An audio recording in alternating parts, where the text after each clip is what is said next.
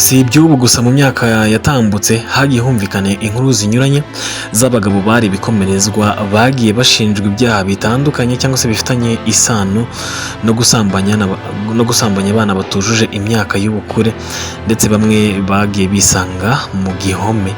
Harimo na bamwe bakatiwe ndetse n'abandi bagirwa abere. Ubu rero nkaba nkuzaniye ibyamamare 10 byumvikanye mu birego byo gusambanya abana. Ndagushimira cyane ngo umaze kwanda subscribe kuri Irika TV Rwanda, nawe mushyashya nguhaye ikaze. Ndizere ko ugiye kubikora hanyuma ugafungura inzogera kugira ngo ibyo dukoze byose bijye bikugezaho ku gihe gatanu ku kandi. Ikindi kandi ujye wibuka gukanda like, share ndetse uduhe n'ibitekerezo muri comment section kugira ngo tumenye ibyo tukugezaho, niba ari byiza cyangwa se niba hari icyo dukwiye kongera. Hanyuma utubwire uti ubu ndifuza ko mwazatugarukiraho kuri iki ngiki kuko nacyo cyadufasha. Ndabakunda cyane. Rero mu Rwanda ingingo y'136 y'itegeko rigenga ibyaha cyangwa se riteganya ibyaha n'ibihano muri rusange ivuga ko iyo umuntu mukuru asambanyije umwana akabihamwa n'urukiko, ahanishwa igifungo kitari munsi y'imyaka 20 ariko kitarenze imyaka 25. Ni mu gihe iyo umuntu mukuru asambanyije umwana ufite cyangwa urengeje imyaka 14 bigatera umwana indwara idakira cyangwa se bikamutera ubumuga, igihano ntigikomeza kuba ya myaka 20 cyangwa 25 ahubwo gihinduka igifungo cya burundu. Mu ntangiriro z'uyu mwaka umuvugizi w'urwego rw'igihugu rw'ubugenzacyaha RIB Dr Murangira BTL yatangaje ko mu mwaka w'2023 na 24, niba mwarabyumvise neza abantu bagiye babikurikirana, yavuze ko hakurikiranywe amadosiye agera ku 4567 arebana n'icyaha cyo gusambanya abana. Uyu mugabo kandi yavuze ko muri aya madosiye yashyikirijwe ubushinjacyaha harimo abasambanyijwe 4849, abakobwa ni 4646 naho abahungu ni 203, mu gihe abakekwaho icyo cyaha ari 4991 barimo 4767 b'abagabo n'abagore 134. Ibyo rero Dr Murangira BTL abivuga icyo gihe abadepite basabye ubuvugizi bw'urwego rw'igihugu rw'ubugenzacyaha RIB kugaragaza ingamba zihari zigamije gukumira icyaha cyo gusambanya abana gikomeje kwiganza mu muryango nyarwanda. Mu by'ukuri rero iki cyaha ntikigaragara mu bantu basanzwe gusa, ahubwo hari ibyamamare byaba ibyo mu Rwanda no mu mahanga byagiye byumvikana mu birego byo gusambanya abana. Bamwe muri abo bahamwe n'icyaha barakatirwa, abandi bagirwa abere, mu gihe hari n'abagiye bahunga ubutabera. Uyu munsi rero nkaba naguteguriye bimwe mu byamamare 10 byagiye bikora amahano nk'ayo bigafungwa n'ibindi bikagirwa ibyere. Ndagushimira ko wamaze ukanda subscribe. Nanone ngaho nawe mushyashya kanda subscribe dukomeze kubana, wibuke gufungura inzogera kugira ngo byose dukoze bijye bikugeraho hanyuma ubisangize n'abandi. Ku ikubitiro hari umuririmbyi cyangwa se umuhanzi bita cyangwa wamenyekanye ku izina rya R Kelly, umuhanzi Robert Sylvester Kelly wamamaye mu njyana ya R&B yahamijwe ibyaha byo gufata ku ngufu no gusambanya abana mu kwezi kwa 9 2021. Uyu mugabo mureba kuri iyi foto niwe Robert Kelly cyangwa se Robert Sylvester Kelly cyangwa R Kelly, yakatiwe imyaka 30 y'igifungo mu kwezi kwa 8 2022 kubera gukoresha abana ibikorwa by'ubusambanyi no kubacuruza. Ku itariki 18 z'ukwezi kwa 2023 nibwo umucamanza wa leta ya Chicago Harry Lane Weber yatesheje agaciro icyifuzo cy'uyu muhanzi Robert Kelly wari warasabye kugirwa umwere mu rubanza rushya rwo gukinisha umwana muto filime z'urukozasoni. Mu mwaka wa 2022 Robert Kelly yakatiwe igifungo cy'imyaka 30 ku byaha 9 birimo gusambanya abana no kubashora mu busambanyi cyangwa se gushora abagore mu busambanyi n'abakobwa. Uyu muhanzi mu mwaka wa 2023 yongeye gushinjwa icyaha cyo gukinisha filime z'urukozasoni umwana muto. Abashinjacyaha bamusabira gufungwa igifungo cy'imyaka 25 gikongerwa ku minsi 30 yari aherutse gukatirwa. Mwagiye mubibona kenshi ku mavideo menshi agiye atandukanye, uyu mugabo Robert Kelly arira cyane nk'umwana muto ndetse anahakana ko ibi byose byamubayeho, ariko byarangiye akatiwe imyaka 30. Undi mugabo ni Michael Jackson. Michael Jackson ni umwe mu bahanzi b'ibihe byose, benshi bamwita umwami w'injyana ya pop. Ni umwe mu bantu bigeze kwandika amateka mu muziki kubera ubuhanga mu miririmbire n'imibyinire ye yihariye. Kuri ubu hakaba hashize imyaka 16 yitabye Imana. Abantu batandukanye batangiye kuzamura ibirego ku by'uko yasambanyaga abana b'abahungu. Mu mwaka wa 2019 nibwo ku nshuro ya mbere herekanwaga cyangwa se herekanwe filime yitwa Living Neverland ivuga ku buryo uyu muhanzi Michael Jackson ufatwaga nk'umwami w'injyana ya pop ku isi kugeza n'isaha yasambanyije abana b'abahungu ku ngufu, ibintu byababaje abayirebye cyane ndetse igaca ururondogoro hirya no hino ku isi, bikanababaza bikabakora no ku mitima. Iyi filime yerekanwe mu iserukiramuco rya sinema rizwi nka Sundance Film Festival 2019 byabereye mu nyubako ya Egyptian Theatre mu mujyi wa Park City muri leta ya Utah. Icyo gihe ikinyamakuru cyangwa se igitangazamakuru Al Jazeera cyanditse ko iyi filime ishingiye ku witwa Wade Robson, uvuga ko Michael Jackson yamusambanyije kuva afite imyaka 7 kugeza agize imyaka 14 na James Safechuck wari ufite imyaka 10. Living Neverland imara amasaha ane igaragaza uko abagabo baryamanye na Michael Jackson mu gihe yari akunzwe mu mwaka w'1980 kugera mu mwaka w'1990 nuko byabateye ihungabana rikabije.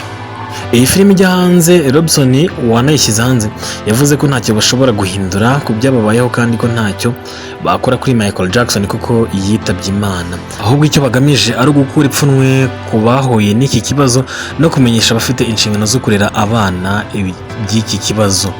Mu mwaka wa 2021 nibwo umucamanza Mark A. Young wo muri Los Angeles yatesheje agaciro ibirego bya Wade Robson washinjaga sosiyete za Michael Jackson kuba ziri mu byayifashaga mu gukora ibikorwa birimo n'ibyo gusambanya abana b'abahungu batarageza imyaka y'ubukure nawe arimo. Umucamanza yavuze ko ntaho imyitwarire ya Michael Jackson yahurira na sosiyete ze ku buryo Robson yabigiraga urwitwazo akazijyana mu nkiko. Uyu mucamanza rero yabwiye uyu mugabo Robson waregaga, yamubwiye ko nta bihamya bifatika bihari bigaragaza ko sosiyete za Michael Jackson zari zifite inshingano zo kumurinda mu gihe yari ari kumwe n'uyu muhanzi mu myaka yo mu 1990. Nyuma y'iki kirego, Vince Finaldi uburanira Wade Robson yatangaje ko atishimiye uyu mwanzuro ku buryo agiye kujuririra iki cyemezo cy'umucamanza, umukiriya we akarenganurwa.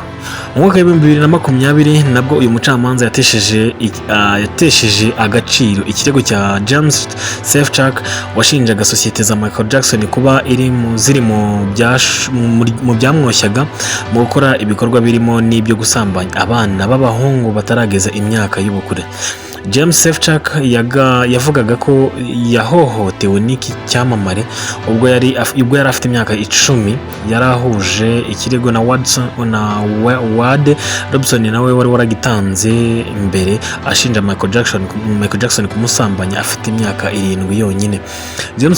James Safechuck wo mu mwaka wa 2014 yajyanye mu nkiko sosiyete za Michael Jackson zirimo MJJ Productions na MJJ Ventures, avuga ko zari zarashinzwe hagamijwe gufasha Michael Jackson gufata abana ku ngufu kandi zikaba zarabigezeho. Uyu mugabo Michael Jackson rero anafite agahigo kuko igihe yitabaga Imana 2009 Google yaje kuzima neza arayizimya. Abantu benshi bashaka amakuru yo kumenya ngo uyu mugabo yazize iki, byagenze bite, birangira ayizimije ngayo nguko. uyu nawe ni umwe mu byamamare byagiye bifungwa cyangwa se bigashinjwa gusambanya abana bakiri batoya, bamwita Jeffrey Epstein. Jeffrey Epstein, uyu mugabo ni umunyemari wo muri Leta Zunze Ubumwe za Amerika washinjwe gusambanya abakobwa batujuje imyaka y'ubukure mu mwaka w'ibihumbi 2006. Mu mwaka w'ibihumbi 2008 yahamijwe ibyaha, arafungwa, ashyirwa no ku rutonde rw'abakoze ibyaha byo gusambanya abana. Nyuma yaho habaye inkundura y'abagore bamushinja ko yabahohoteye, atabwa muri yombi mu mwaka w'ibihumbi 2019. mu mwaka w'ibihumbi 2020 agwa muri gereza yiyahuye mu gihe yari ategereje kuburanishwa. Uyu mugabo Jeffrey Epstein yari azwiho kuba yaragiranaga umubano n'ibyamamare, abanyapolitike, abacuruzi, abarimu n'abashakashatsi, akabizeza ibitangaza bazungukira muri uwo mubano agamije inyungu ze bwite. Undi mugabo ni Puff Daddy. Mu mezi ashize umuraperi Sean Combs wamamaye cyane cyangwa se uzwi cyane nka Puff Daddy yarezwe n'abantu batandukanye bamushinja ihohoterwa rishingiye ku gitsina, harimo n'ibirego byo gusambanya abana bakiri bato. Mwagiye mubibona kenshi ku mavideo agenda akubita abagore n'abana ndetse n'ibindi byinshi bigiye bitandukanye. Uyu muraperi yatangiriye uyu mwaka mu mazi abira nyuma y'uko mu rukiko hagaragaye umugore mushya amushinja ko yamusambanyije ku gahato afite imyaka 16 y'amavuko yonyine, akanabikora habanje kumusindisha. Uyu mugore mushya rero yiyongereye ku rutonde rw'abandi benshi bajyanye mu nkiko Puff Daddy umaze amezi mu gihome akurikiranyweho ibyaha byo gufata ku ngufu, gucuruza abakobwa hamwe no gutera ubwoba abamushinja ibyo byaha. Mu kirego yatanze, uyu mugore yahawe izina rya Jane Doe ku mpamvu z'umutekano we. Yavuze ko yahuye na Puff Daddy mu mwaka w'ibihumbi 2000 afite imyaka 16 y'amavuko gusa, ari nabwo yamufashe ku ngufu. Puff Daddy yatawe muri yombi ku tariki 16 z'ukwezi kwa 9 mu mwaka w'ibihumbi 2024 n'umwaka ushize, aho afungiye muri gereza ya Brooklyn muri leta ya New York. Akaba ariho ategereje urubanza rwe ruzaburanishwa ku itariki 5 z'ukwezi kwa 4 uyu mwaka 2025. Uyu mugabo utorohewe, ibye biri kugenda bizamuka bigana nkaho ibya arakiri byagannye. Ikindi cyamamare gikomeye cyane bamwita Jay-Z. Uyu mugabo Jay-Z mu minsi ishize nibwo Buzz B yatanze ikirego cy'uko uyu muraperi Sean Carter wamamaye nka Jay-Z yafashe ku ngufu umwana w'umukobwa w'imyaka 13. Ibi byo biracyari na bishyashya, mu minsi yashize mwagiye mubyumva cyane bamujyana mu nkiko afatanyije na Sean Combs cyangwa se Puff Daddy twari tumaze kuvuga mu mwaka w'ibihumbi 2000. Uyu muraperi cyangwa se umugabo Jay-Z yareze uyu munyamategeko mbere gato yuko ku itariki 14 z'ukwezi kwa 2 n'uyu mwaka n'ejo bundi hashize urukiko rwa New York ruhagarika ikirego nyuma yuko bigaragaye ko uyu wamushinjaga cyangwa se wamuregaga yamubeshyiraga. Mu mpamvu Jay-Z yabwiye uru rukiko zituma arega Tony Buzby wari uhagarariye umukobwa wahawe izina rya Jane Doe zirimo ko iki kirego cyamugizeho ingaruka mu buryo bw'imitekerereze ndetse kikanamuhombya amafaranga menshi cyane. Kuri ubu rero uyu muraperi uri kubyinira ku rukoma nyuma y'uko iki kirego cyamushinjaga we na Puff Daddy gusambanya umukobwa w'imyaka 13 byavugaga ko cyakozwe mu myaka irenga 20 ishize gikuweho. Iki kirego cy'uyu mugore wari wiswe Jane Doe cyakuweho ku wa gatanu tariki 14 z'uko kwezi nyine kwa 2 uyu mwaka 2025. Uyu akaba yaragizwe umwere.